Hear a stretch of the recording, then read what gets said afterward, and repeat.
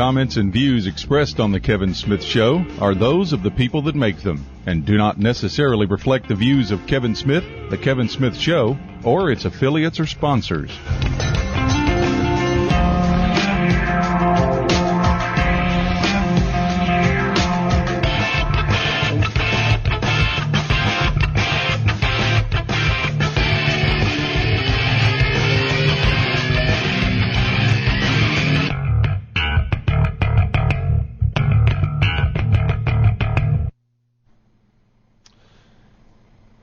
Hi, folks, and welcome to the Kevin Smith Show, whoever you are, wherever you happen to be, all around this beautiful place we call Earth. Thank you for being here at the Kevin Smith Show. It's a delight to be here. I told you last night, and I've told you before, it's a privilege for me. I consider it a great honor each and every night just to have the privilege to be here with you, and I'm glad you're here. We're here because you have a right to know, and because you matter. Because you matter, we publish a free weekly newsletter each week. It is called the K-Files, and we've been publishing that for 12 years now, ever since the show began. Some of the folks that are subscribed right now subscribed way back then, so it must be pretty good, huh? They stuck with us. And if you're not subscribed, well, I don't want to hurt your feelings, but there's no genius in that. So here's what you do. Go look in the mirror, then come back, click where it says K-Files, and subscribe, and you're going to get an email right then. It has a link in it to activate your subscription, so do that. And then go back and look in the mirror again. This time you'll be looking at a genius. Pretty good deal, huh? All right, and it's absolutely free, no strings attached. No strings attached. You can unsubscribe anytime you decide to, so it's just a good deal all the way around. I want to remind you that we have these Christmas special gift passes going on. All right? I really don't know how long we're going to keep offering those, but they're there right now. And the deal is you can give someone on your Christmas shopping list a gift pass to the Kevin Smith Show members community. Now, that's where all the goodies are. That's where you get to watch the show live every night. If you happen to miss it, you can still watch the captured video of the show for the next 24 hours. Then there are the archives where you can listen to the show, and we're literally hundreds and hundreds and hundreds of archives there already. And the forums, the chat room, you get your own blog, you get your own profile page, you get your own photo album and your own video album where you can upload photos and videos and all that kind of good stuff. And, the great thing about it is normally it's only $7.50 a month. That's 25 cents a day. But if you want to give it as a gift, you might not want to be paying $7.50 every month as a gift to someone. So you give them a 1-month gift pass for $10. How about that? 1-month gift pass, and they have full access to all of that stuff for $10. Or you can give them 2 months for $18. So you save a little money by giving 2 months. If you're interested in that, and I hope you are, go over to my website, Kevinsmithshow.com. Kevinsmithshow.com. Click on the ad. You'll see it. It's right in the middle of your screen. And go ahead and set up one of those gift passes for somebody. And we'll be more than happy to have them with us for the month or 2 months. And then if they wish to continue, they can pick it up on their own. All right, we're going to step away for a break, and we'll be back right after this.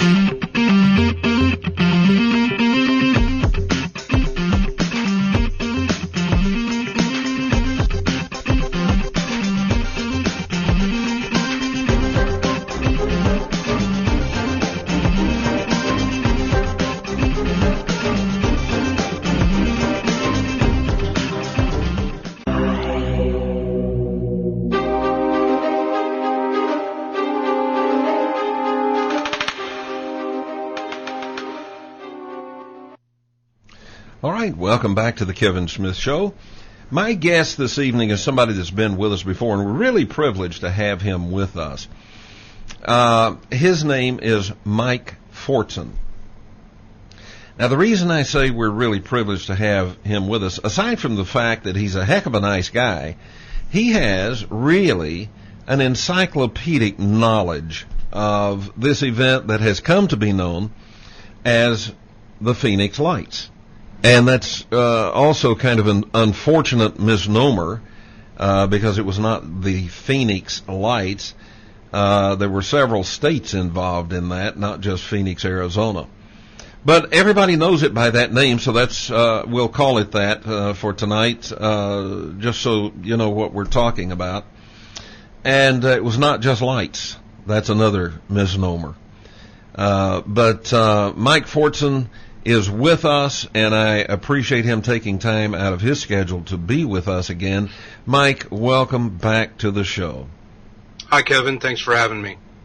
Mike, I had said that it's a misnomer, and of course, I can see here in the studio, even before you're up on the screen where everybody can see you, I can see the monitor, and I said it's a misnomer. It's not just the Phoenix Lights. There were several states involved, and I saw you nod.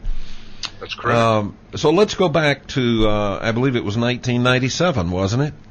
March 13th, Thursday evening, 1997. All right, let's go back. What happened? When you say other states, a lot of people don't realize how true that is. It was throughout the entire state of Arizona, southern Nevada, New Mexico, California, northern Mexico, Iowa, Nebraska, and Virginia. All on the same night? Yes, sir. Well, actually, it started before nightfall, didn't it? 5:30 in Crown King was the very first, and that's before the sun went down. It was still dusk. Excuse me, on March 13th. 5:30, the sun had set, but it's still light out. Crown King's probably 90 miles northwest of Phoenix. It's where we have Sunset Point, where at the peak there's a rest stop. It's just south of Bumblebee and Crown King, and it's a rest stop, and there were a lot of people there, tourists mostly. If you look to the west there, it's real scenic, a lot of mountains. And at that point, it's your final destination before you go down the hill to get to Phoenix. And there were 16 witnesses at Crown King that took time to file reports. And that was one of the things that irks me the most is this sighting, is it fails to get reported properly. No producer will put it on video, and the reason is this. 16 witnesses. Mm-hmm. They observed all three of the giant V-shaped craft. 2 fighter jets were coming from the south. The 3 V-shaped craft pancaked on top of each other, forming one object, formed a white ball of light, and vanished. And this is, they changed shape, and then they vanished. And it does things that we just can't do, mm-hmm. and yet no one will really touch that. And, producers will say, well, I don't want to confuse the viewer. Well, instead of confusing the viewer, you're lying to them. Because there's more than just one string of red lights that went from Kingman, Arizona, through Phoenix, and down to Tucson, turned around and went back up north, back to Area 51. That's what they want you to believe. There were actually 3 of those V-shaped crafts, as well as one 2-mile-wide triangle. And a lot of people just won't touch that. So I retired from video. I refuse to do video. I do your show, talk radio, where I get a chance to speak. It's unedited. They don't have a chance to cut the tape and put it on the floor and basically deceive people. And, the main thing is, Kevin, is it's a very complex case. There's 14, 15, maybe even 20 different events throughout the state of Arizona that happened that night. Only 1 or 2 of them happened over Phoenix, and yet they call it the Phoenix Lights. Mm-hmm. And I know why they call it Phoenix Lights. If you want to know, I'll tell you. Yeah. All 6, go ahead and say why they call it Phoenix Lights. People might want to know. It's because all 6 of those 10 o'clock flare videos were taken from mountainside homes looking south, and at the bottom of the video was the metro lights of the Phoenix area. And in the distance was the flares. And that's where it got the name Phoenix Lights. It's those flare videos only. Mm-hmm. I like to use the title the massive UFO flyover of Arizona, March 13th, 1997. And that's more exact to me, and the things that I talk about and write about is because it entailed the entire state. I mean, just dozens and dozens and dozens of cities and counties throughout the state of Arizona had sightings, and they all didn't see the same thing, because all the witnesses will tell you how incredibly low it was, how slow it was, it made no noise whatsoever, and it was the biggest thing they've ever seen in their life. Witnesses were using multiple aircraft carriers, multiple baseball fields, soccer fields, the biggest things that they could imagine, multiple, 2 or 3, 4, 5 times. So, when you say they were using them, what do you mean they were using them? Well, they were using the biggest thing that they could think of, like an aircraft carrier or a baseball field, soccer field, city block. I mean, as the craft passed in front of me, I held out my left hand at the nose of the craft and stretched my right hand out to the end of the left wing, and it was over 34 inches. So if you're looking at an airplane, I don't know, just coming like we have here in Arizona where I live, we have a lot of air traffic from going to and coming from Sky Harbor, 737s mostly. But if you see a 737 about the same distance away, it's like a quarter of an inch at arm's length. This thing was 33, 34 inches at arm's length. And thousands of people saw this, not just a few. And it really has. I wrote a story called The Non-Investigation of the Phoenix Lights. And it basically is a story that there's so many things that have been left out that people aren't aware of, that they should be aware of, that producers fail to put this in their documentaries because they don't want to confuse the viewer. So instead they lie to them. I'm a little confused, and maybe you can explain it to me, how it is that telling the truth about what happened would confuse us. Where do they get that notion? There are a variety of events that happened where witness reports talk, just like I talked about, 3 objects pancaking on top of each other, forming a white ball of light and vanishing. Okay. Something like that will never make the airwaves, won't make a documentary, it just will not be put on film. And it's not because the producer there that's interviewing me or any other witness at the time, it's basically the powers that be above them that will say absolutely no way, and it may have to do with advertisers, but I think it has more to do with the powers that be that own the radio stations, TV stations, the documentaries that I do, like History Channel, Discovery, National Geographic. I mean, they all know the stories. I've told the same thing to all of them, and yet none of them will put it on there. Not even my good friend James Fox in Out of the Blue or I Know What I Saw, and I was in both of those, but he just won't take it to the next level of things that are accurate, that did happen. There are witnesses, but they just won't put it on TV. Well, let's talk about something that happened that I think, I know I didn't know about this, and I think there are a lot of people who didn't know, and that is reports of people who saw entities related to this UFO flurry that night over Arizona. So let's talk about that. Tell us a little bit about that. Well, Max and Shala Saracen were the first that I met and I talked to, and I did a Discovery special with them. Shala Saracen, the triangle, you got to understand, the triangle that they saw was so low to the ground that it was we saw the V shape, but she had the triangle with the back closed. We saw the V, like I'm showing you, and then they saw the triangle here. The back windows of the triangle, Shala Saracen saw beings moving around. And that was in the initial reports, MUFON reports. That was talked about a lot, but it just never made the air. Mm-hmm. There are several instances where people saw beings through the windows of the craft. Yes. Did they describe what they saw?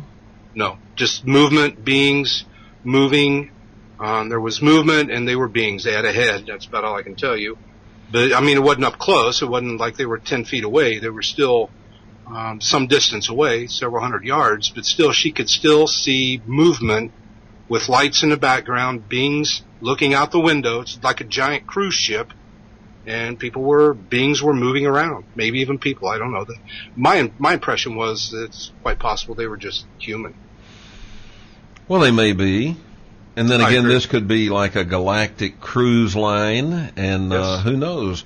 Yes. In their language, it may be painted on the side, the gigantic. Well, we won't know the answer to that. I mean, I really hope I get to see it again. I really hope I get a chance to even take it to the next level above that and find out. I have a lot of questions I'd like to ask.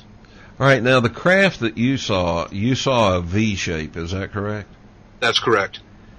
And, you could use the term V-shape, boomerang shape, or chevron shape, and they're all accurate.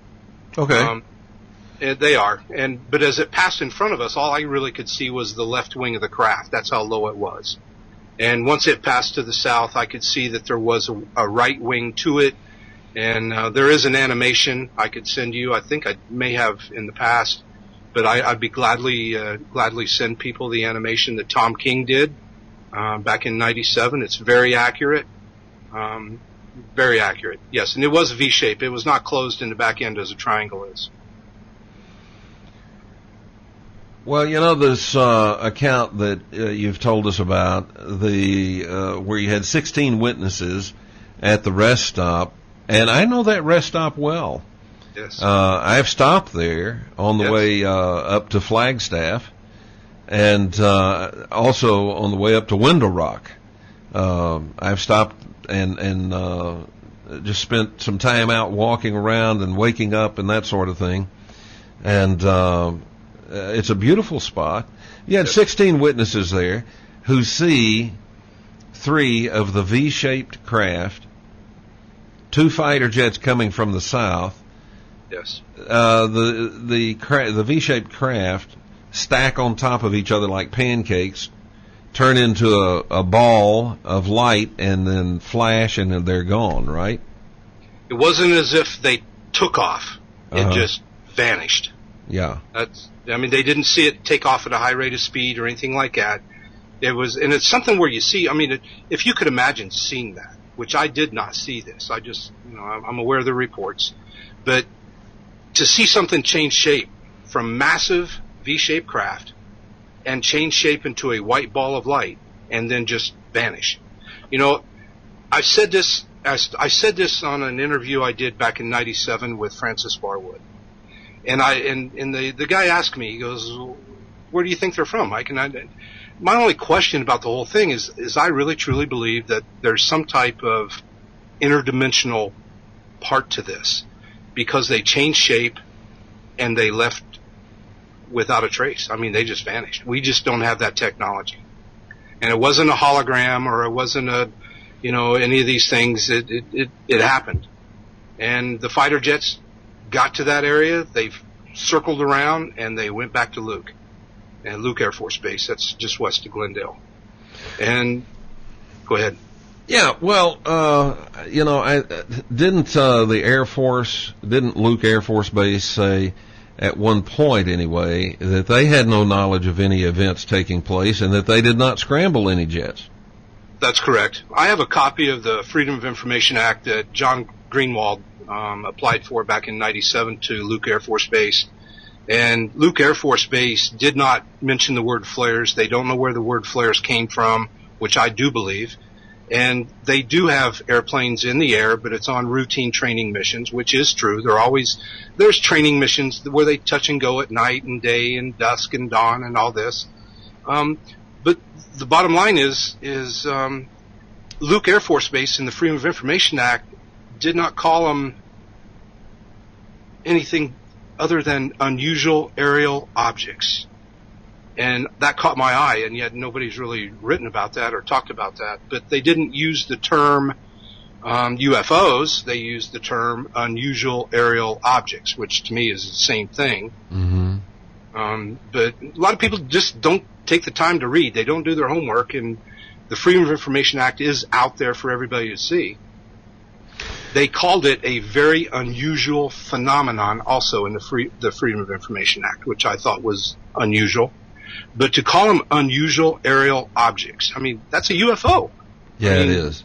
Well, here's another thing. Whenever they say object, That pretty specifically means it was painted on their radar. Yes, and S was plural, unusual aerial objects. Yes, they recognized there were multiple, there were more than one. Mm-hmm. And the word that was put out right after March 13th, when there was not a lot of hysteria going on. There was just people wanting to know what it was. There was people outside looking at Hill Bop to the north.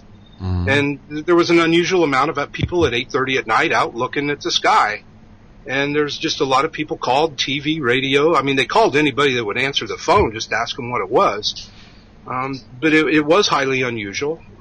But there wasn't a mass hysteria. There was a very tranquil feeling by all the witnesses, all of them, as to how peaceful it was. They used the words like benevolence, tranquility. It was peaceful. It wasn't these things like Hollywood movies where it's doom and gloom and destruction and death and abduction and all this. Nothing. Nothing was disturbed. As low as these craft were passing by, if you weren't looking up, you would never have known it was there. All right, we've got about a minute and a half here. I would like to say something if I could real quick. Mm-hmm. The government put out the word immediately that at no point in time was there ever a threat to our national security. Now, I'm ex-military. I was in the Navy, 71 to 75. And if you're not a threat, you're a friendly. I mean, it's either one or the other. So at no point in time was there ever a threat to our national security. It lets me know they knew, they were aware it was there. They knew there was no threat. And that was about all they're going to release. But there was no threat to our national security. I found that intriguing because they identified it as a friendly. Absolutely. Well, and you don't put out a statement that there was no threat if there was no event. Exactly. And at no point in time is a flare a threat. Well, except maybe in the desert. Or yeah, out in the desert, dropping flares at night, you could start a fire out there. But they only drop those flares. Those flares are LU-2 flares. They drop them at 6,000 feet. They ignite at 3,000 feet. They extinguish at 500 feet. And there's not really that much of a threat. But those flares are only over the Barry Goldwater range. That's it. And actually, we can get into this after the break because we do have a break coming up. But actually, it would be difficult to see those flares over the Barry Goldwater range if you're standing in Phoenix. If you're on the valley floor. All right, we'll be back right after this.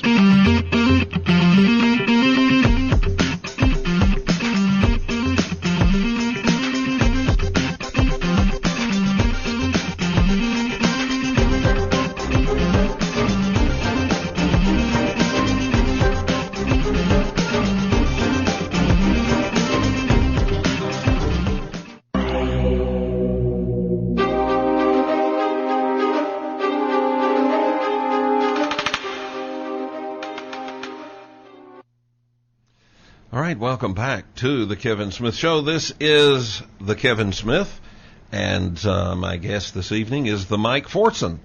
And we're talking about what popularly is called the Phoenix Lights, and that's a huge misnomer because it happened over several states and even northern Mexico. But that's what we're talking about. And as we went away for that break, Mike, I was talking about that for those who somehow by some feat are not aware of what happened after the event, the military flew over and dropped flares, and that was like at 10 o'clock, something like that. And then put out the story after they had already said, well, we didn't have any aircraft. We don't know what you're talking about. Then they put out the story. Oh, yes. I believe it's the Maryland National Guard were on exercise, and they were dropping flares. And, the problem is they're 2 hours late, and flares don't look like the stuff people described. Also, if they were dropping the flares over the Barry Goldwater Range, if that's where it was, and you're in Phoenix, you have to look over mountains to see to the Barry Goldwater Range. 6,000 feet at that distance, that's not high enough to see it if you're standing on the valley floor. Is that correct? That's correct. I can explain that. Mm-hmm. Standard operating procedure for the LUU-2 flare that's dropped by the A-10 Warthog, and that's what the Maryland Air National Guard and their Operation Snowbird were doing, is they were just doing standard flare drops, bomb runs at Barry Goldwater Range. Standard procedure is 6,000 foot, it drops, 3,000 feet it ignites, and it'll extinguish itself at 500 feet. Now, the reason these flares were seen by Mountainside Homes in 6 videos, and Mountainside Homes are probably 800 to 1,500 feet higher than on the valley floor. And Dr. Bruce Maccabee came out here and he did his triangulation, and he configured that those flares had to have ignited at 16,000 foot in order to be seen by Mountainside Homes in the Phoenix area. Now, you're totally correct. If they ignite at 3,000 feet, nobody ever sees them in the Phoenix area. These were dropped incredibly high. This is not standard operating procedure to drop a flare 3 miles up. Okay, that's not standard for them. But in order to be seen, 16,000 foot was Dr. Maccabee's elevation that they had to have ignited. And that's why nobody reports seeing flares in the Phoenix area. And in the last 16 and a half years, since the Phoenix lights, there is no flares being seen because they're always doing them at the proper method of operation. 6,000 foot they drop, 3,000 they ignite. But on March 13th at 10 o'clock, a little bit after, people in Mountainside Homes saw, everybody's seen the videos, because every time they talk to on video, every time they interview a guy like me, is they'll put those flares, the flare footage in the background. And that's what they are. They're flares. I mean, as a matter of fact, because there are, as far as I know, no pictures of the actual Phoenix, quote, Phoenix lights, the only thing that's out there are those flare pictures. And so I used one of those on the website because we don't have anything else. There is one 8:30 video that was taken by Terry Proctor. It is not timed and dated, as you're supposed to do if you're going to record these things. You need to have it timed and dated. But it is 8:30. It's incredibly grainy. I have a copy of it. I'd gladly email it to you if you'd like to have it. I would. And it's just 8:30. Terry Proctor. It's very quick. It's grainy. It doesn't really show what we're looking for, and most people don't want to use it. But where he was at in North Phoenix, he shot it, and supposedly it was around 8:30 on March 13th. This video came out, several weeks later. But the part about it is, on your camera you should have time and date if you're going to do this. And only one of all the 7 videos I think collected had March 13th, 1997 on it, and none of them had it timed. And that of course, what are you going to do? I mean, if you have your camera, you don't know you're getting ready to shoot something like this. So I can totally understand that. But there is one video, and they don't like using it or talking about it because it's so grainy and rough. Can you see the object? Not the object, but you see lights. And he didn't have the type of camera in 1997 where the lights would be red versus they show up as white. I think it's like a Panasonic VHS. It's one of the old shoulder mounts that they used to have, and they're meant for daytime shooting and not nighttime. Okay, but you can see the lights, and I guess from that yes, you can judge the size. You can tell it's in a V formation. It is turning. You have to watch it many, many, many times to try to figure out what it is he's seeing. I didn't have a problem with it at all. I mean, you can tell, yes. Uh-huh. It is grainy, it is rough, there's a lot of static, it's like the old black and white TV, I mean, there's a lot of grains to it. People don't like seeing that. It's like a video that a guy named Scott Montgomery has way out in the west. He was shooting at 10 o'clock. He was shooting the orbs that were over Luke Air Force Base. There was two of the red orbs over Luke Air Force Base, and he had one of these video cameras where it didn't have a window that pops out. He was looking through the eye hole, and he was filming the orbs, filming the jets chasing the orbs. It's the story from truck driver Bill Greiner that Scott Montgomery has on tape, and yet the kid was so excited. I mean, it was the worst video you could ever imagine. And I tell people, I said, look, don't watch the video. Just close your eyes and listen to the excitement in this kid's voice and the adrenaline rush he's going through. You know, he's seeing something here, and yet, you know, the people at MUFON did not like that video because it wasn't very professional. Mm-hmm. But you don't need that. I mean, just listen to the audio. I mean, you can get the gist of what Scott was going through when he was watching that. Well, I want to address video for just a moment, and then there's something I want to bring up about the guy who was the governor of the state at that time. All right, but with video, you know, it's really, really frustrating because on the one hand, I will say this, I will agree that these days it is so easy for people to fake video. They can buy the software, and heck, you can download free software that is sufficient to do this. And then they fake videos of UFOs. But we hear from the debunkers, you show them a video like the one you're talking about, and you did send me that one. I've seen that one. Or somebody sent it to me with the Scott Montgomery video. Either you or somebody sent it to me. I've seen it. And it's you're right. Funny. Yeah, you're right. A lot of excitement, a lot of jumping around. Yeah. But the debunkers will say, well, in this day and age when everybody's got a camera and they're almost all of them are HD cameras, you know, why don't we get any clear shots of UFOs? Okay. That's one thing they say. So then somebody comes up with a freaking clear shot of a UFO, and they say, well, it's obviously fake. It's so clear, you know, and so they want it both ways. It's a fake because it's not clear. It's a fake because it is clear. And the fact is, these debunkers are the fakes. They're the frauds. Yes. Yes. You know, I've They're invited paid to them. do that. Well, I've invited them to. You know, you feel like debunking? Come ahead. Come on my show.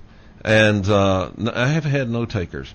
I've done a variety of radio shows with a guy down in Tucson by the name of James McGahee, and he's the one that does CNN with Larry King when he had James Fox and Governor Symington on there.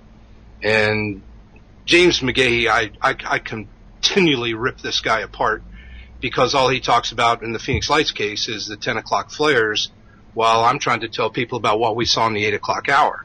And it's or two how about things. at 5:30?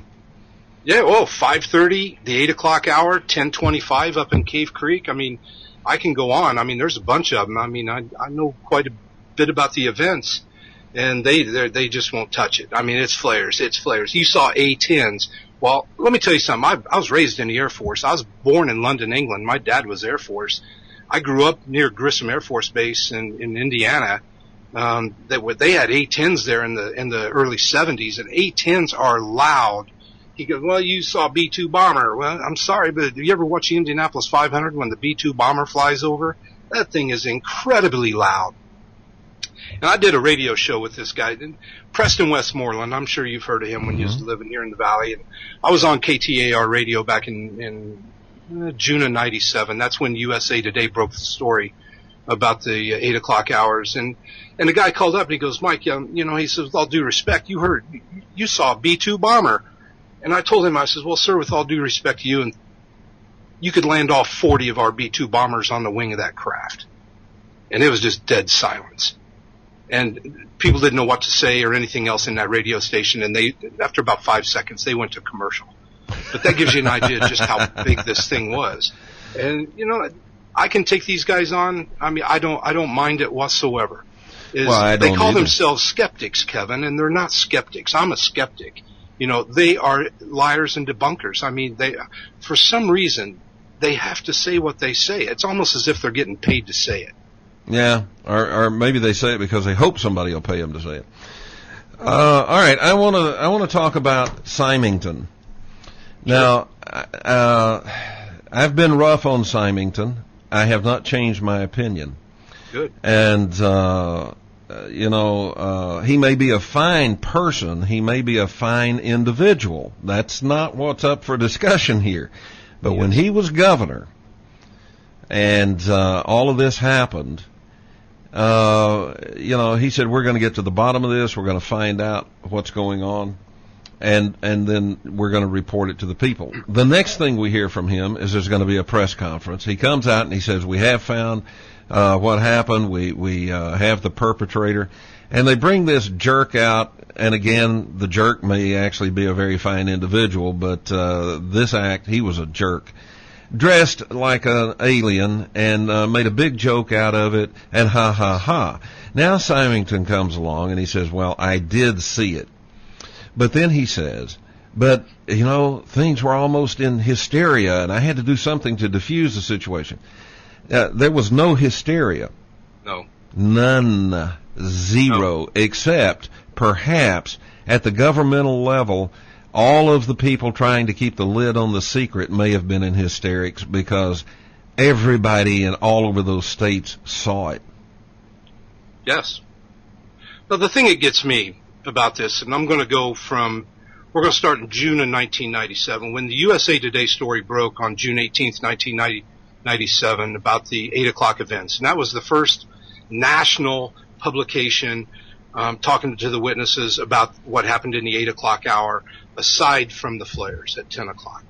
And he hadn't said anything in 3 months. The sighting was March 13th. This was June 18th, 3 months later.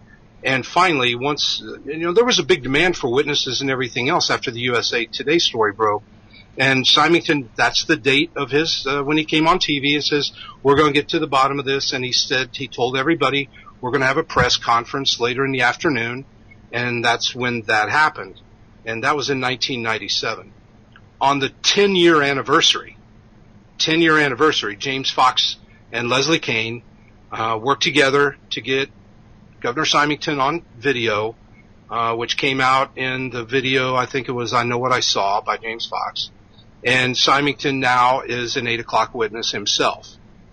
And, a lot of us were just sick to our stomach on this. And the reason for it is he made statements on the History Channel. Hang on. We have a break taking over. And we'll pick up right there with a story about Symington right after this.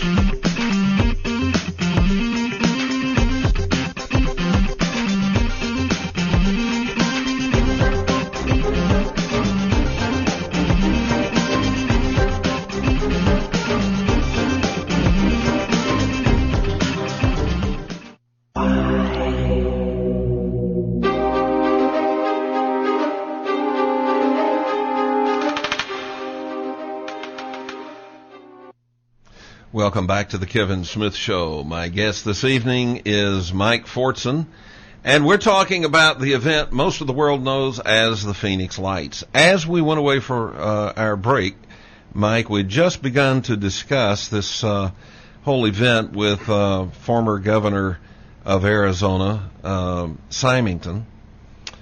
And first, he's doing this press conference where he makes fun of this.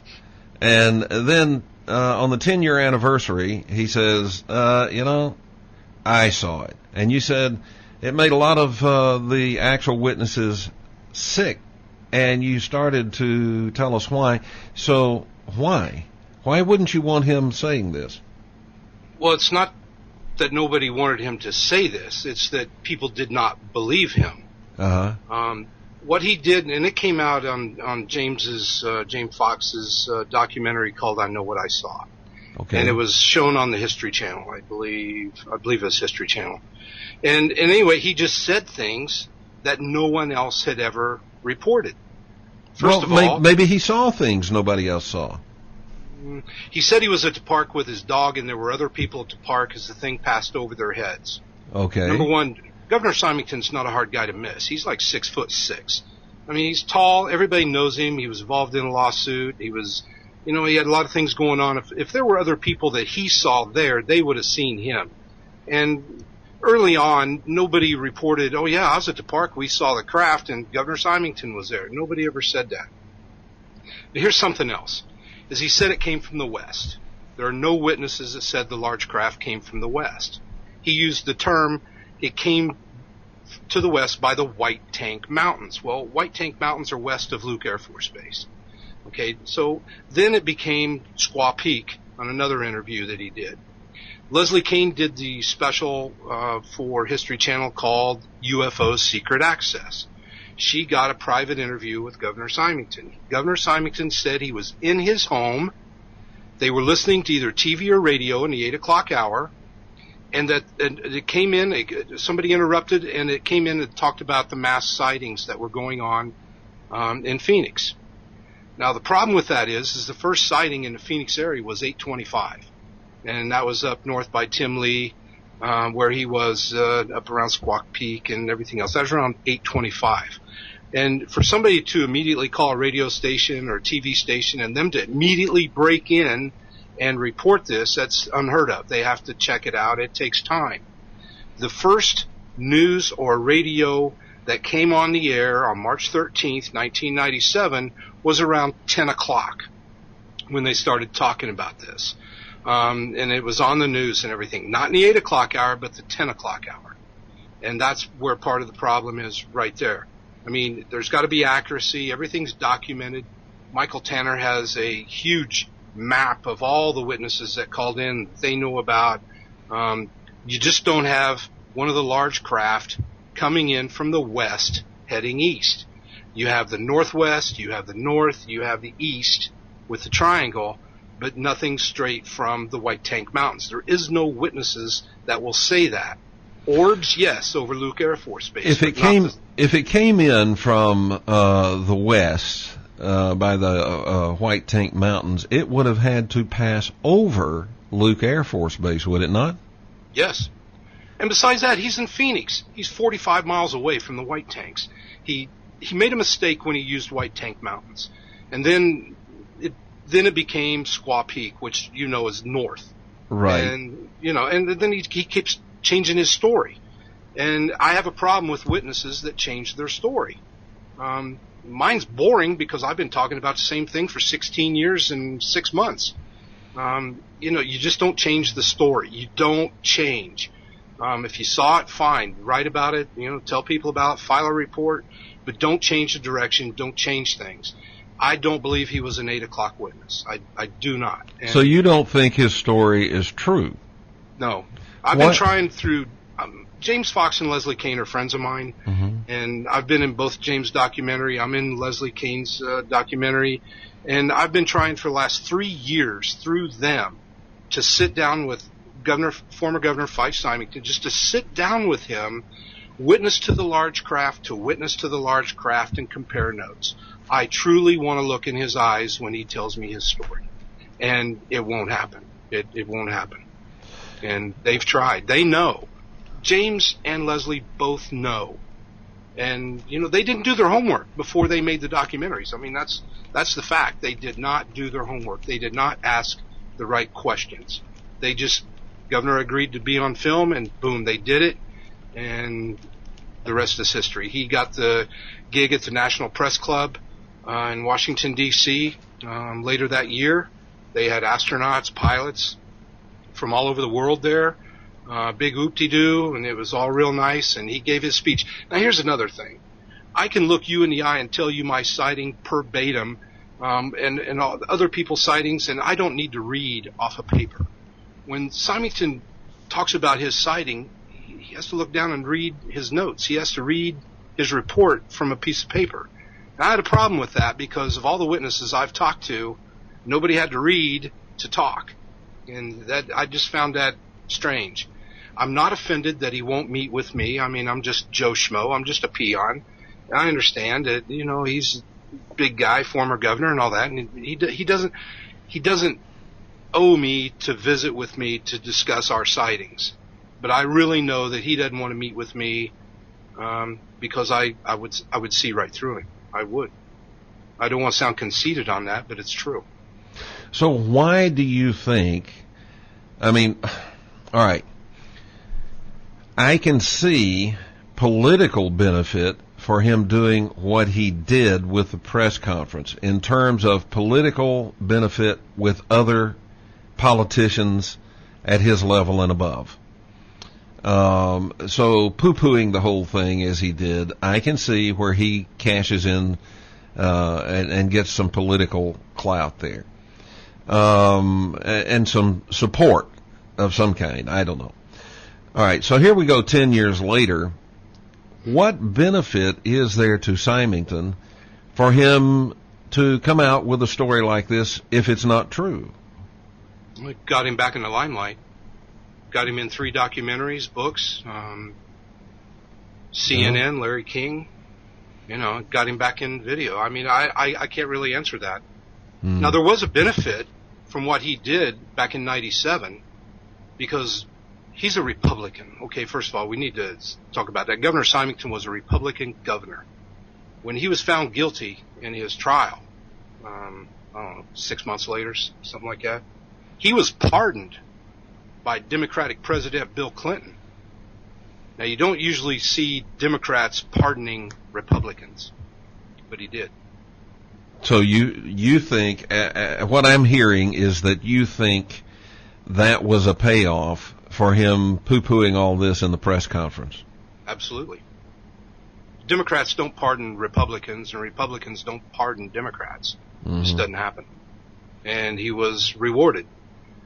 He basically, in 97, he got half the people to believe that it was no big deal. We all were the word hysteria, he used that. Yeah. And there was no hysteria. People were talking about just how peaceful the event was, their involvement, and how friendly it was. You would think that if I suggest, from the nose of the craft to the end of the left wing was over a mile long, that if you see something like this with all the movies in Hollywood and everything else out there, that would cause a panic or it'd startle you, but it did none of that. Nobody dove under their bed or ran to the mountains or loaded their gun, or there wasn't any of that. It was peaceful. It was tranquil. There was no hysteria. There was no panic. It was a peaceful event. It was a very friendly event. Okay. So let's talk about, I don't know personally. I do not know if the pardon was a payoff, but the timing is curious, and you make a good point. It's a Democratic president pardoning a Republican governor. Very curious indeed on that. But let's assume, okay, that's it, just for the sake of our talk. Okay, let's assume that that's correct. Now we go 10 years down the road, and he steps up and says, well, I did see it. One of the curious things to me is that he was a fighter pilot. Yeah. And if he saw this as a pilot, I think he would have been way more than astounded. And I would think that he would have known exactly who to call to find out what could be known, because he used to be a fighter pilot, and now he's a governor, so he's got the connections. Yes. Do you suspect that he actually did find out, that he actually made those calls and found out? We'll get the answer when we come back from this break.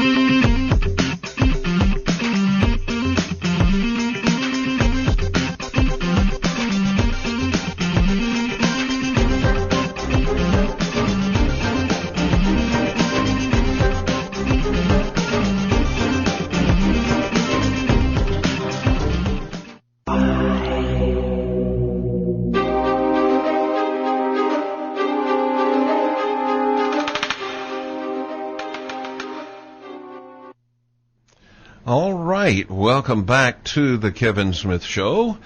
And for those of you who are joining us just now in this second hour, welcome aboard. I'm delighted you're here. My sincere sympathy to you for whatever it is that kept you away from that first hour.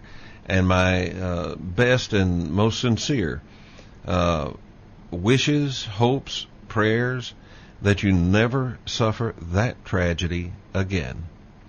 We're talking this evening with Mike Fortson, who has really an encyclopedic knowledge of this whole event, bunches of events that together are referred to as the Phoenix Lights. It was not just Phoenix. It was several states and northern Mexico. The flare story, for those of you who want to buy into that, could the people in other states see those flares way down in Arizona? No. Anyway, Mike is with us. Mike, just to let you know, during the last few minutes before we went to that break, your video froze. Now, I saw that. Yeah, now there's no video, but that's okay. We got a picture of you that we'll put up, okay? Okay. Not a problem. Okay, so I asked the question. I said, Fife Symington was Air Force fighter pilot. And then he becomes governor. As governor and as a former fighter pilot, he would have known who to contact and would have had the connections to be able to contact them. Do you suspect that he did? Sure. So do you suspect well, he's not involved in the Phoenix City Council meetings or anything, by no means. But Francis Barwood brought that up early on. I know they were talking about it. I know there's 2 state senators that were witnesses themselves in the 8 o'clock hour. I do know that he said he contacted Senator John McCain, or another Republican. As far as the public knows, Senator McCain only came back with they didn't know what it was in the 8 o'clock hour, and 10 o'clock was flares. Uh-huh. That's about as far. A lot of that just wasn't. We're not privileged to that. Yeah, but do you think he got? My question is, do you think he got the privileged information and was told, okay, it was UFOs, but we expect you to cover it up? Well, only he and the judge knows for sure, and anybody that would have made that call. He was called into the judge's chambers before he came out and had his little spiel with that aide that had the alien head on. Mm-hmm. And Frances talked about that on a couple shows that she did. Well, she talked about it here. Yes. Mm-hmm. And Frances is very, very good friends with me and my wife, her and Mike, and they're up in Dewey. We contact them. We know a lot. We're very good friends. And she suspects, and she's even said that the judge had something to do with it. Mm-hmm. Cool your jets a little bit, so to speak, in our language anyway. But like I said, the government came out and said at no point in time was there ever a threat to our national security. So they were aware, yes. I do believe that Symington would have made the call. I mean, if we were governors, I'm sure we would. Yeah. We get to the bottom what the heck this was. It flew over our capital. It flew over Sky Harbor Airport. It was seen by tens of thousands of witnesses from 5:30 through the 8 o'clock hour. 9:30, 10:30 up in Cave Creek. That's where retired airline Captain Trigg Johnson had his sighting, and he was told by telepathy, we are not a threat.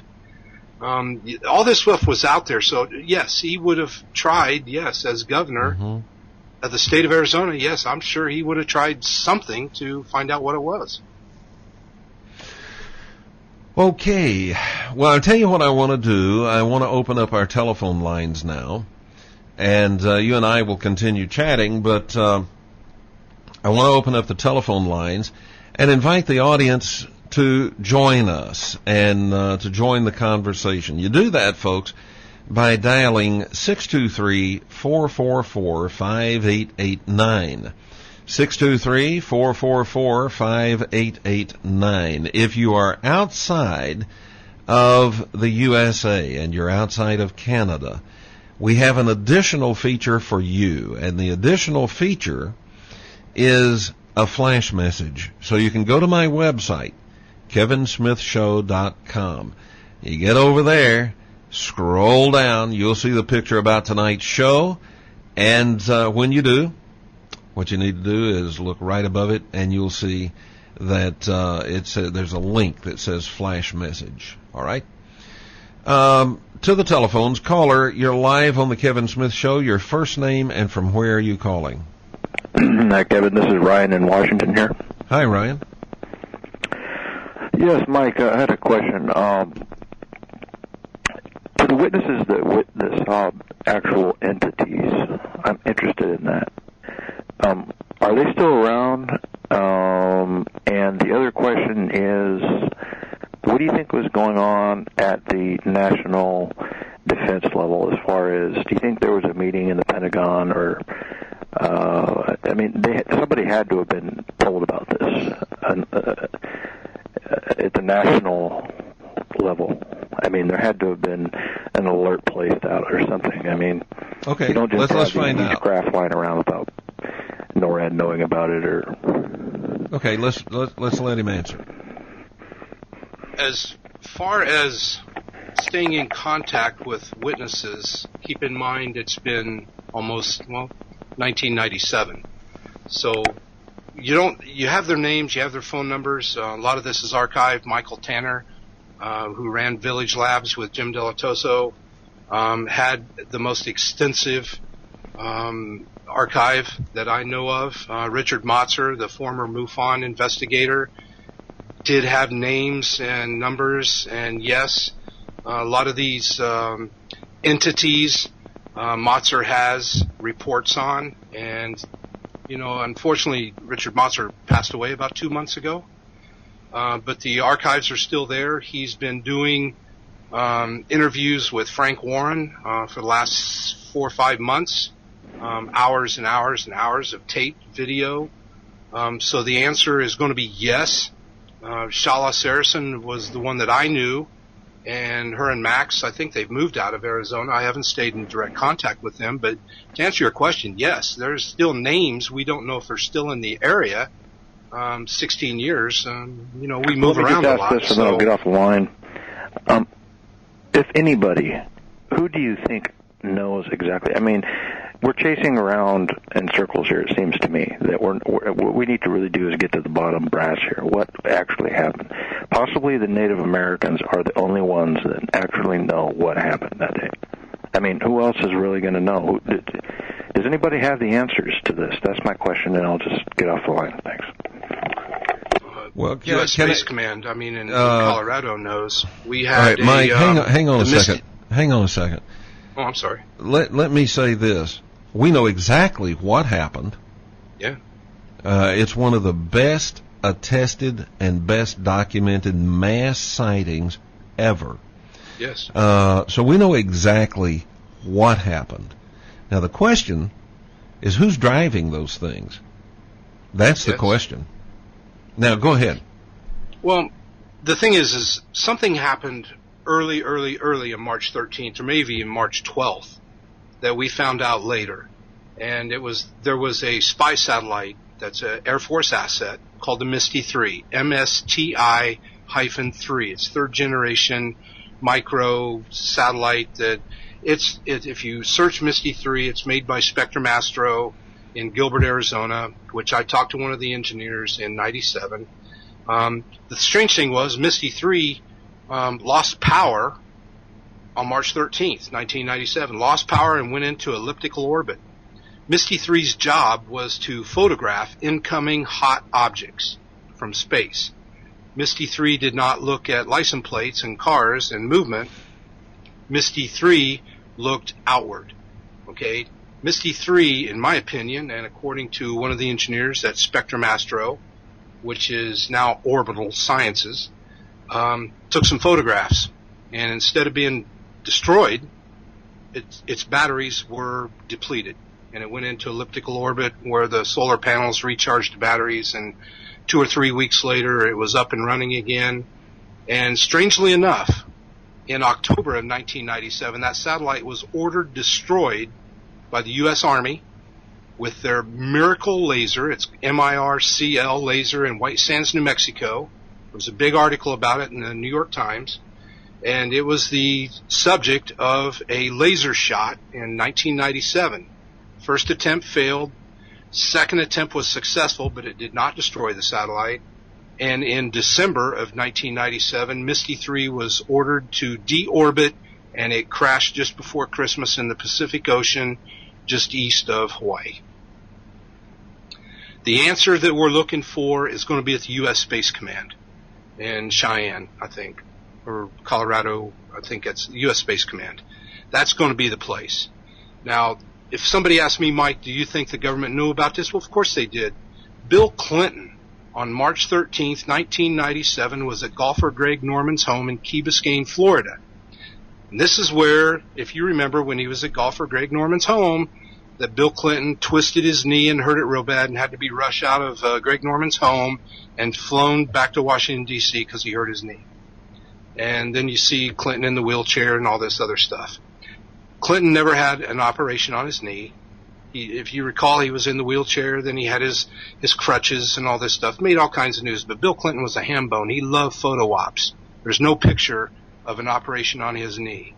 Bill Clinton was taken out of Greg Norman's home because of the mass sighting in Arizona, in my opinion, and the reoccurrence of the mass sighting at 10:25 that night in North Phoenix that nobody talks about. And that's because it's too confusing, and it confuses people with the 10 o'clock flare drop south of Phoenix. And then here we have a mass sighting at 10:25 in Cave Creek in North Scottsdale, where the retired airline captain Trig Johnston saw the large V-shaped craft, and in his report it said that it had an inside area of over a square mile, and he could easily land his 737 on the wing of the craft. But yes, the President of the United States, Bill Clinton, was involved in the Phoenix Lights case to some degree, as he was evacuated out of golfer Greg Norman's home in Key Biscayne, Florida. They called it March 14th because it was in the late hours of March 13th. At 10:30 in Arizona, it's already 12:30 March 14th in Key Biscayne, Florida, and that's why nobody connected the two dots. So you think that the reason he was rushed away from Greg Norman's home and back to Washington was because of emergency meetings relative to the so-called Phoenix Lights? I think it was more to get the President of the United States to a secure location, because they really didn't know just how intense this was. Mm-hmm. This was a mass sighting. I have a report from a pilot, 2:30 in the morning, March 14th, trying to land his corporate jet in Prescott, Love Field, between Prescott, Arizona, and Chino Valley, Arizona's Love Field. And when we moved up to Prescott Valley, there was a newspaper article about us and everything, and we were trying to get new witnesses up there. And I got an email from this guy who was a pilot trying to land a corporate jet. He had to circle for a good deal of time and then come in from a direction unfamiliar to him, because the military said that was a secure area at that time. So yes, they were involved.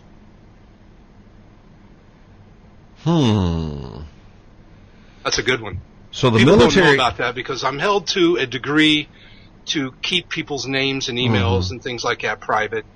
I also, if I can go ahead and say this, I also met, when that article came out in the Prescott Courier newspaper, I was contacted by one of the flight instructors at Embry-Riddle. And Embry-Riddle is a school of very smart kids and pilots, and they do touch and goes at Love Field that night. And this instructor was with a student pilot at 8:25 p.m. over Chino Valley.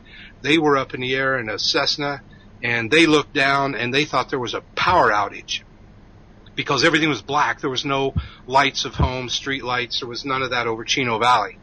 And then a few seconds later, they started seeing lights, and that's when they realized that this large V-shaped craft had passed under them, and they both thought they were going to die. But they didn't. It just passed peacefully under them and kept on going. I'm held by my integrity, I guess is the word, not to disclose this man who was a flight instructor at Embry-Riddle. But I believe every word he said. I mean, I had lunch with him. We spent about 3 hours together, and there's no question. This mass sighting in Arizona on March 13th, 1997, was way, way more than just a string of lights. Okay, it's very intense. And I promised myself I was going to write a book, but I'm not. And, I want to be one of those people that don't write the book. I'll do talk shows. the reason that there's no book is there's no conclusion. We don't know, just like you said, Kevin, we don't know what they are, who they are, where they're from. We don't know anything. No. We do know the incidents in detail. Yes. Yeah. Yes. And they're fantastic. My sighting's boring compared to some of these. Well, let me get to a flash message that we have from Australia. Let's see. This is from Kevin in Australia. He says, "Hi, Kev and guest. Happy season's greetings." Thank you very much, Kevin. He says, "The Phoenix Light incident. Was there any large water deposits, and did anyone notice any activity at the same time as the Phoenix Lights event?" Well, the answer is Phoenix is in a desert. There is no large body of water near Phoenix. You do have a lake, northwest of Phoenix, right? Lake Pleasant. Yeah. But it's not a big lake. There's no large body of water near Phoenix. It is desert. It's the place, Kevin, you've heard me say summertime in Phoenix is like living in the northern suburbs of hell. And, it is hot and it's dry, really dry. When they have a heavy rain out there, that's 4 drops of water on your windshield instead of 2. And then he's got a second one here. Did the flare show up on radar? And were there any eyewitnesses of blue flashes on the ground? And any cloaking incidents by eyewitnesses? Yeah, there was a cloaking incident you told us about. I guess you could call it that, where the 3 V shapes pancaked and then disappeared. Yes. Yeah. And there's another. As a matter of fact, part of my sighting, you could use that, is once we had a what I call a happy face quarter moon that night. It was setting to the southwest. Okay. And the object, as it passed into bright light, and a lot of witnesses said this when it passed over stars or anything like that, is there was like a mirage effect. It was like looking through water at this. There was a stealth part of this where it had a hard time with bright light. And yes, that did occur, and that is something that I don't really talk about when I meet witnesses and stuff. I let them bring that one up, and a lot of them did. When it passed over their heads and there were a bright star up above, they could still see the star, but it was like looking through water. So if you say a cloaking device, yes, and that was one of the unusual effects of the craft, yes. All right, so what about the flares? Did they show up on radar? Nobody's ever said that. I've never heard that before. They're too low. Nobody. I don't think anybody's ever asked. Yeah, they're pretty small. One of the biggest mistakes that were made early on in March 13th is the March 14th, 15th. Nobody went to the main radar station in Albuquerque, New Mexico. Nobody went there to get the transcripts or the readings from the radar. There was an article that was on the internet in '97 that talked about the Navy GOES 8 satellite, the Navy GOES 8 satellite, which had images all over Arizona. And it's a maritime satellite. I mean, it's a Navy satellite, but it covers California and Arizona. And when chatter got on the internet about that right there, then the GOES 8 went away. I mean, there was nothing from March 13th from that point on, but there was a lot of images. If you went to the GOES 8 website and to March 13th and the 8, 9, 10 o'clock hour, there were a lot of hits. All right, then he also asked about blue flashes on the ground. Was there any reporting of blue flashes on the ground? Somebody told me that somebody altered one of my reports that there was a blue laser beam from the craft to the ground. I have never said that. I have heard that, but I've never said that, and it was not in my report. Somebody altered a report that I had out there. Mm-hmm. But yes, the answer to that question is yes. There was a couple sightings where there was a blue flash of light or a laser beam or whatever you want to call it from the craft to the ground, yes. Good question. Not too many people know about that. Well, I didn't know about that. What do you suspect the blue light, the beam of light was about? No idea. unless they were, making topographical images of the surface below. I have no idea. People saw red orbs, white orbs, amber orbs. Along the side of the craft that we saw were the red orbs. People say they saw the red orbs detach from the craft, and when they detached, where it was red on the craft, it now became white. The red orbs transversed on their own. A lot of stories about that. Bill Greiner saw the orbs over Luke Air Force Base. Scott Montgomery videoed those orbs. There was so many things, and this is why producers don't even want to get into this, because it gets confusing. And to me, it's fascinating. It's not confusing, but there's a little bit of everything seen that night. I mean, the Saracens saw a 2-mile wide triangle. You really don't hear too much about that. They call it the mile-long craft or the mile-wide craft, but I always said from the nose to the end of the left wing was approximately 5,000 feet. The computer image put it about 6,000 feet, but, let's face it, people have a hard enough time with a mile-long craft. Well, what do you think? Now, these orbs that were over Luke Air Force Base, and you got those on videotape. Okay. But now you're talking about how they were detaching from the main craft. The main craft. Apparently these orbs then that are over Luke Air Force Base must be near home. They must be near the main craft, right? Oh, absolutely. The large craft was seen throughout. I mean, like I said, there was 3 of them that we know of. Could have been more. It's really hard to pinpoint everything down. See, here's what happened. We lost thousands of witnesses. And by lost, I mean this. TV and radio in the early days after this main sighting on March 13th, TV and radio in Phoenix area were just harassing and making fun and teasing witnesses. We lost a lot of witnesses. When I say we, I'm not involved in this. I'm just one of the witnesses myself. But we lost a lot of witnesses that just did not want to come forward to be humiliated.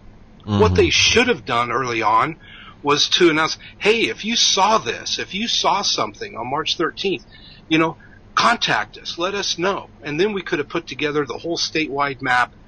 Yes, you'd probably had some phony calls, but you'd have got mostly real people that saw real things that night. But instead they did the opposite. They turned people off by humiliating them and teasing them. And a lot of people can't take that. Let me tell you something, as a witness, you develop a thicker skin. If you're you got to learn to bite back too. Well, if the interviewer is being an ass, you need to take a bite out of it. Yeah, or just hang up. Oh, I think you need to take a bite. I do. Well, if I love going into debates with people like James McGahee.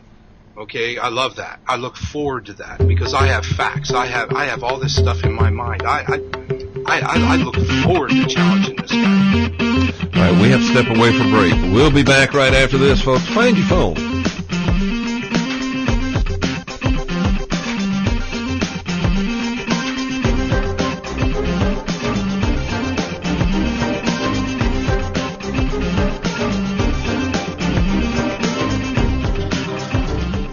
You are listening to the Kevin Smith Show. Talk radio like nowhere else on earth. You don't know why.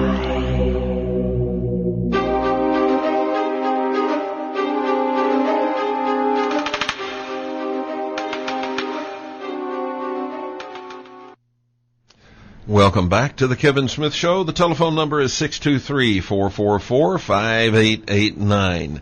623-444-5889. And you have the opportunity to talk to one of the most knowledgeable people on the planet when it comes to this fantastic mass sighting incident that happened back in 1997. A lot of you were well aware of that at the time it was happening because at that time Art Bell was on the air. And Art Bell had people calling and telling him what was going on. He was relating that to the audience as it was happening. And so a lot of you through the Art Bell show were getting to sort of experience what was happening at the time it was happening. Well, this is one of the witnesses, Mike Fortson, and Mike is extremely knowledgeable about the whole incident, actually multiple incidents that took place that have come to be known collectively as the Phoenix Lights. Please keep in mind, it was not just over Phoenix, folks. This happened over several states and Mexico, and it was a mass event, and there was not just one vehicle in the air. There were multiple vehicles in the air. Do you get frustrated, Mike, when people talk about this as though it was just one something that flew over and people mistook it? Yes and no. Okay, yes, I get frustrated, but you know what I tell people is you need to have your own experience with this. You can listen to witnesses and read stories and read on the internet, and you can get all this information, and yet you're still kind of skeptical. Were they off on their size and the heights and the numbers and all this? But to the witnesses, I'm fascinated with. I mean, I love meeting new witnesses, sitting down, talking with them, listening to them. That's the key. Listen. And the witnesses are what I enjoy making contacts with. It's frustrating with the media per se, because they have their own agenda. Oh boy, that's a proper word. Yeah. Well, they're told. Mm-hmm. Most of them, Kevin, don't do their homework. I got a phone call about 2 months ago, and an email and then a phone call. They're a company in France, Paris. They want to come to Arizona and do a documentary on the Phoenix Lights. Well, they knew nothing of the Phoenix Lights except what they read on the internet. And what you read on the internet is about half correct and half not correct. And the timeline's off. There is no proper timeline out there that you can find. So I refused the show. I just told them, I said, man, you got to do your homework. I mean, sit down and read. Take a couple days and study all you can about this, because it's more than what you think it is, and I don't have time to educate you. Yeah. So there's a little and I don't want to sound arrogant here, but the bottom line is it's not my job to teach them. I mean, they won't come here and do a show to entertain people and sell advertising. You know, I mean, that's basically what it is. Yeah, well, mainstream media, All right, let's go to the telephone, and caller, you're live on the Kevin Smith Show. Your first name and from where are you calling? Yeah, Kevin, this is Rusty from Michigan. Hey, Rusty, how are you? Hi, good. Hello, Mike. Hi, Rusty. Hi. Well, going from the argument, let's just say everybody thinks the Phoenix Lights are real. What did the, I'll call them aliens for lack of a better word, what did they accomplish by having such a mass sighting? Let's look at that from their point. What was their objective, you think? I have no idea what their objective was, but whatever it was successful. They transversed throughout the United States at low altitude, slow, without challenge. They got, when you ask what their objective was, it reminds me of what a friend of mine in Indianapolis said. He's an engineer, and he goes, Mike, look, they don't build craft that are a mile long for no reason whatsoever. Every square inch of that would have a purpose. So, I have no idea what their purpose was, but whatever it was, they were successful, because they appeared and disappeared without challenge. They were in the state of Arizona, as far as we know of, from 5:30 p.m. till well past 2 o'clock in the morning, unchallenged. There was no need by the military to go to DEFCON 3 or anything like that, because they had issued a statement that there was no threat to our national security. And whether or not that's for us so we can sleep good at night, I don't know. But I think their objective is that they did it because they could do it. And they did it. And they haven't been back, to my knowledge, at least in Arizona, in the mass sighting like this. But those type craft are seen all over the world and have been for the last since the early 50s. This type of craft has been seen. There was an article today at the UFOchronicles.com. 1950s they had these sightings. So they've been around for a long time. We're just not we don't know a whole lot about it, and the military or the government is not informing us about this, nor should they, I guess. But, the objectives of our visitors, I think was done. They came into our airspace, they did what they wanted, and they left without challenge. So the way you're so involved in that, do you think possibly the Phoenix Lights was the disclosure everyone's been waiting for? No, I think the disclosure everyone's waiting for, Rusty, is an actual physical daytime mass sighting. Daytime, where everybody can see it. It's in public. It's not at Area 51. It's not in a hidden location. It's not in a military base. It's public. It's over a major city or a sporting event, low, daylight, and everybody sees it, films it, and YouTubes it, and everything else. That's the first step into disclosure. Well, let me redefine something here. That's revelation. Disclosure is to tell what you know. And revelation is happening. They're revealing themselves every time they show up. And this was one of the most spectacular revelations of them to us. Disclosure means, it's like disgorge. It means to vomit out what you know. Well, I think what he's meaning I know what he means. Are waiting on is the open disclosure on the subject. Well, disclosure will be when the government talks and tells us what they know, and I don't think that's ever coming. But revelation, I think, is happening, and I think it's happening every single day, all around the world, where they reveal themselves.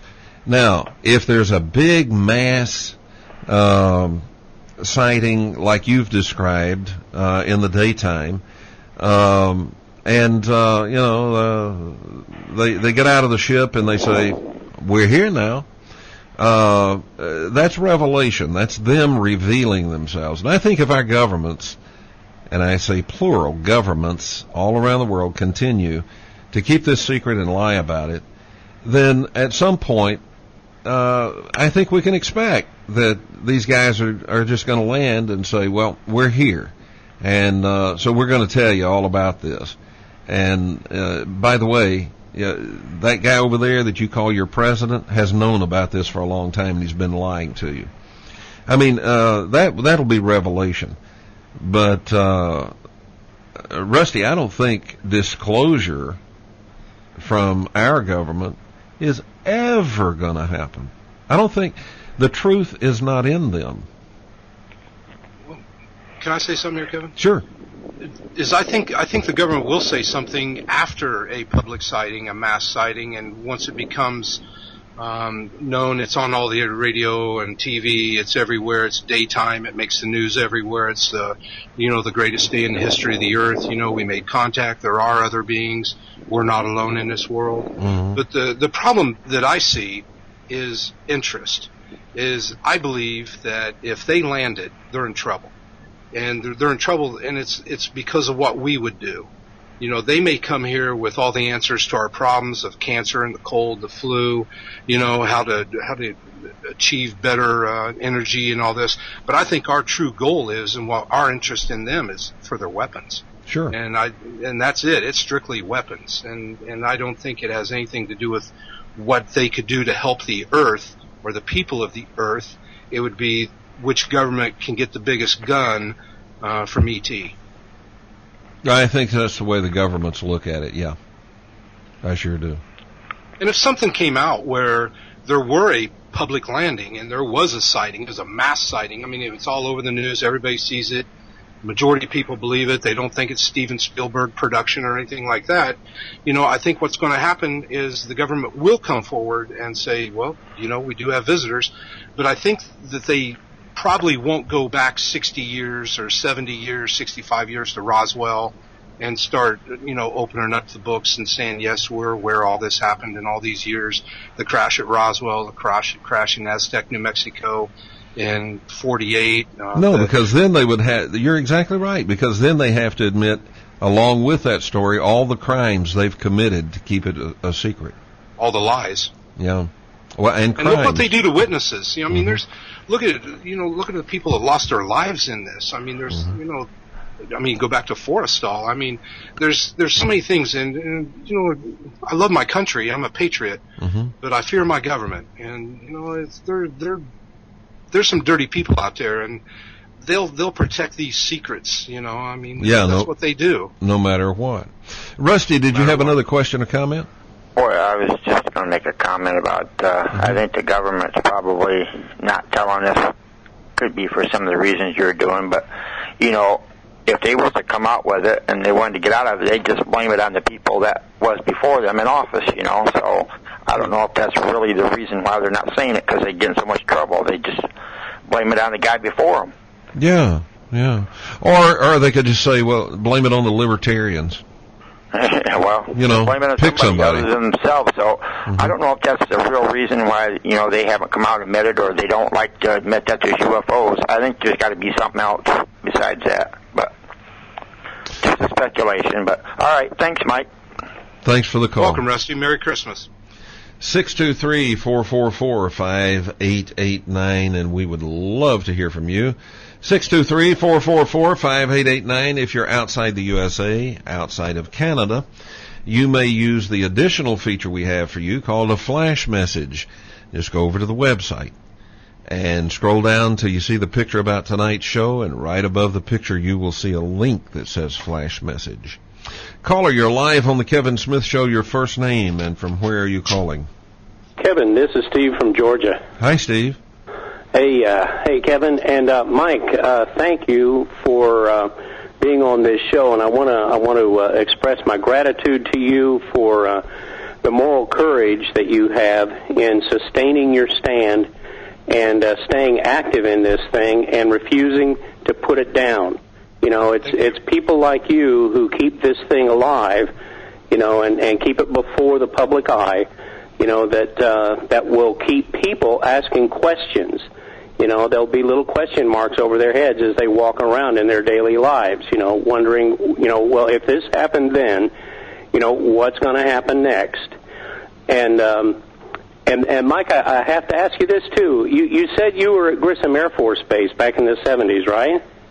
I lived in Kokomo, Indiana from 1959 to 1971, and just north of Kokomo, Indiana is Peru, Indiana, where it used to be Bunker Hill Air Force Base, a SAC base, then it became Grissom Air Force Base, yes. Well, the reason I was bringing that up is I was going to say, well, then you must know where Peru, Indiana is, and that's my hometown. Absolutely. All right, so greetings to you from one former Hoosier to another person who at least spent a little bit of time in Indiana. Yeah. And thanks again for the work that you do and the courage you display, and for being a guest on the Kevin Smith Show. Okay, now, Steve, I have a question for you. Yes, sir. Hang on. Got a break, and then I'll ask you. We'll be back, folks, right after this, so don't go away.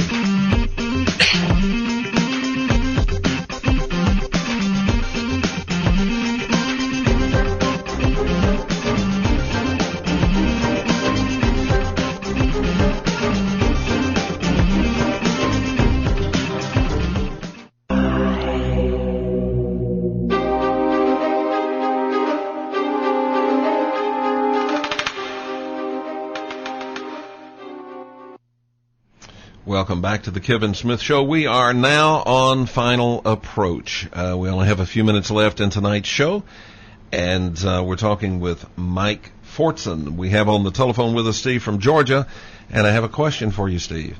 You said as one former Hoosier to someone who spent a little time in Indiana, explain to the world, what the heck is a Hoosier?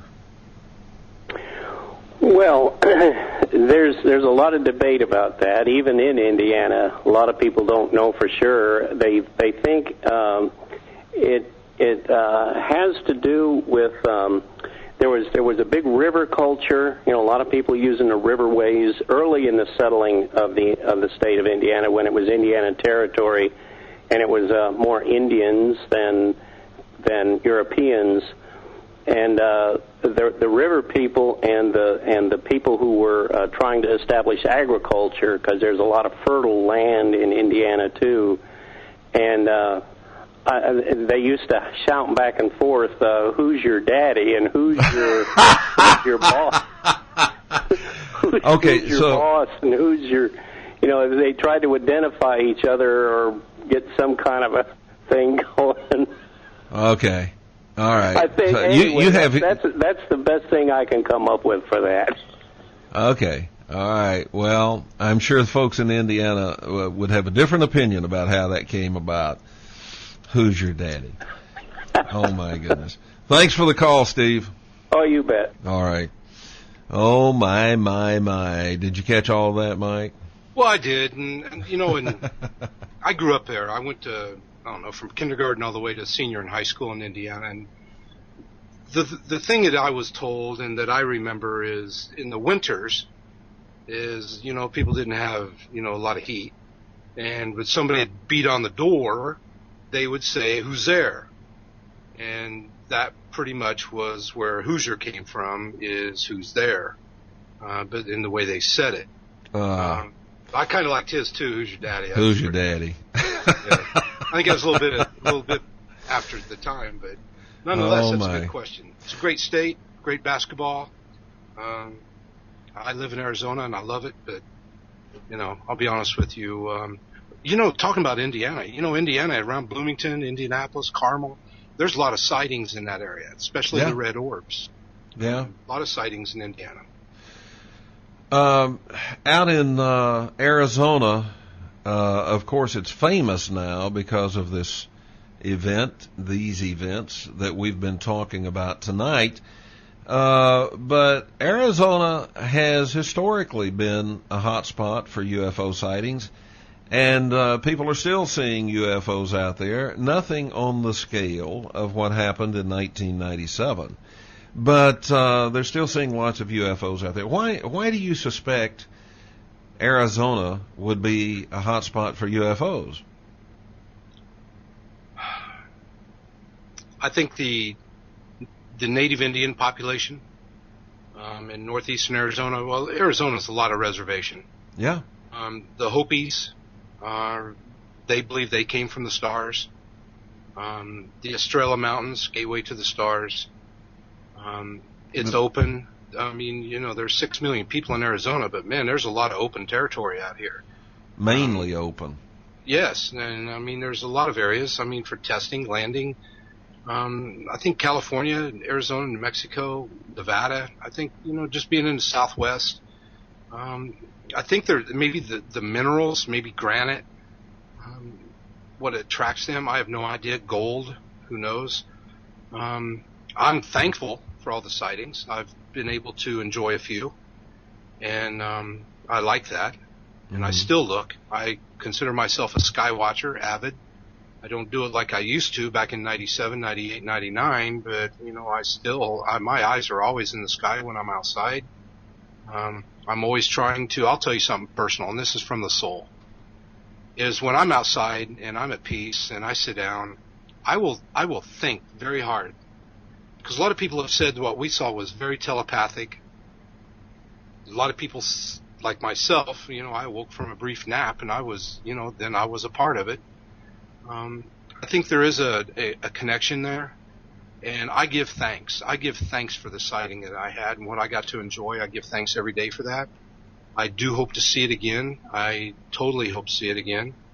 Don't know if I ever will. It might be one of those things that's just once in a lifetime.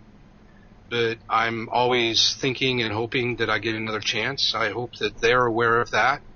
Like I said earlier, I have a lot of questions that I'd like to ask. I'd like to know, where they're from, who they are, why they're here. Do they worship a god? How do they feel about the creation? Why would that be important to you? It's just things I want to know.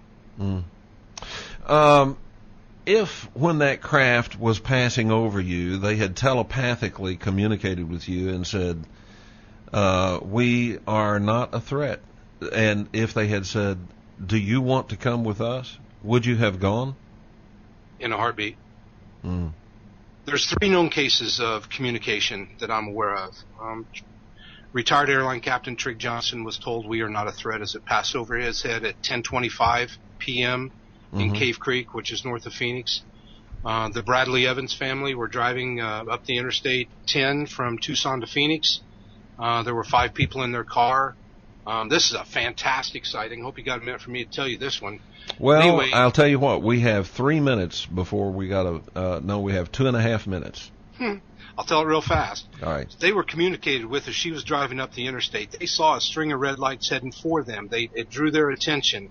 As the lights got over their car, they're heading north, the lights are heading south. As the lights got over their car, it reversed itself and was now going backwards, staying with them, going 75 miles an hour up the interstate. She was told telepathically, this does not concern you, keep on driving. And for the next 20 minutes, that craft was over their car. They were watching it, and they had camera equipment in the back seat because the daughters were going to a swim meet. No one took a picture. She did not stop. They didn't get out, and they watched it for 20 minutes. They watched it from just before Casa Grande to right at the south edge of Phoenix Metro. And she was told, do not stop. This does not concern you. Keep on driving. I have their 5-page report. Wow. Yes, sir. There was an SRP worker who was coaxed out of the Elliott Road and Elliott and Kyrene. It's an SRP substation. There was a worker there. He was working in the garage. He was summoned out of the garage to see the craft. He was told, we will be back. Really? Yes. So Yes, you have every expectation they'll be back then. Well, I'm hoping. I truly do hope. His report was at theUFOchronicles.com. I hope you don't mind me saying that. Not at all. As a matter of fact, Warren's I spent quite a little bit of time on the telephone with Frank Warren today. I know. Oh, you do? Are you psychic, or did he tell you? He found a problem, and he tried to Google you or something, and I told him I was going to be on your show, and Frank's a very dear friend of mine. He's like the best friend I've never met.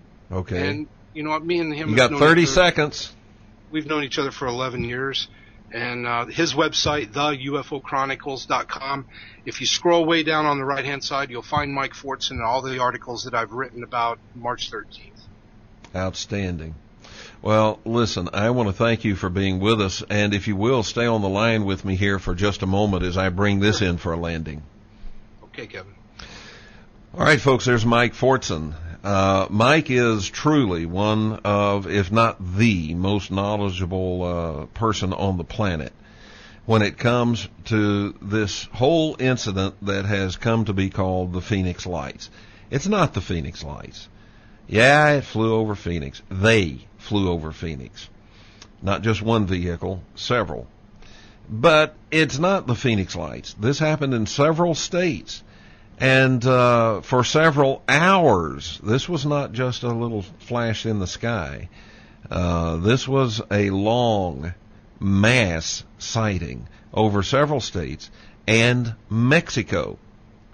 So it's a big, big deal. And you got to ask yourself, why do we always only hear about one craft going over Phoenix? And you got to ask yourself, why do we always hear the same stuff? Well, that's why you listen to this show. You don't hear the same stuff. My friends call me Steel Eye, my enemies do too, and you may call me whatever you wish to call me. Just keep coming back again and again and again. Until next time. So long, everybody.